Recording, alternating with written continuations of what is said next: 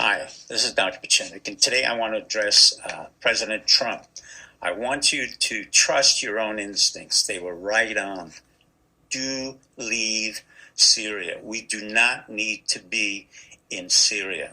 The reason I say that is because I was in Syria before the war just started, and I warned the CIA and I warned our military intelligence not to go in. Of course, CIA went in, and during the Obama administration, Biden, Obama, Kerry, Brennan, and others didn't listen to what I had to say. But Syria, I found to be very advanced. Number one, Bashar Assad is a physician, an ophthalmologist. If you want to send an envoy there, I would strongly recommend that you send Dr. Rand Paul, who's also a board-certified ophthalmologist and particularly believes in what you and I believe in, which is no more wars. He can work with Assad, who's also the ophthalmologist.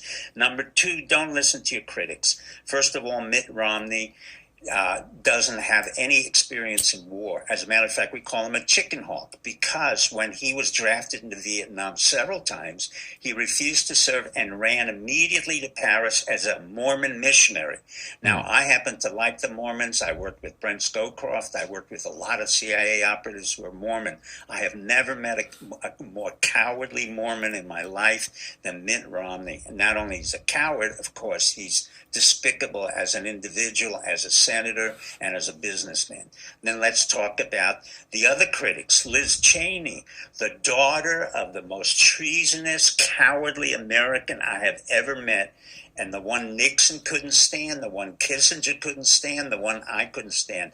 None other than Dick Cheney, the biggest coward and treasonous individual in the history of the United States. He was drafted not once, but 11 times to go to Vietnam, and 11 times Mrs. Cheney, Liz Cheney's mother, and Dick Cheney were able to avoid the draft, yet nevertheless he sent us to Vietnam, Iraq, Afghanistan, and all the wars, but he was too cowardly. So I wouldn't listen to Liz Cheney.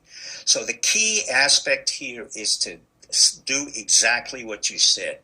The Kurds will not be killed. First of all, Erdogan is receiving $6 billion from us and from the European continent because we do not want any North Africans to go into Greece. And guess what? Erdogan is doing our bidding. At the same time, you give Erdogan some more money and he will not get involved with the Kurds. The Kurds will be safe. If you fear that anything is going to happen to the Kurds, then allow them to establish themselves in Europe, in Norway, Sweden, England, France, Spain, Italy. There's a lot of places to go. At the same time, if everybody's afraid of the 10,000 terrorists that were held in Syria, then let us concern ourselves about another place where they can be placed and no one is in danger. That could be Australia. Australia is so large. Guess what? It's one of our closest allies, and they can easily absorb 10,000 ISIS members in the middle of their country.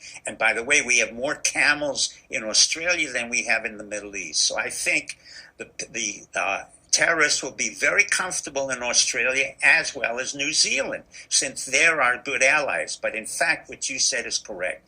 We spent a fortune in that war. We spent a fortune to get the Kurds on our side.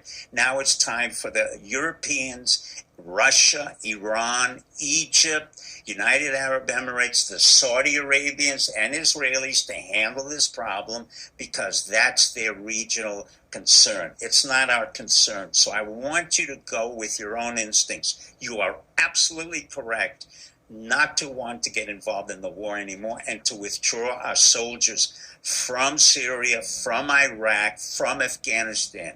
And the ones who contradict you, by the way, are the ones who are ineffectual, our generals who never won a war.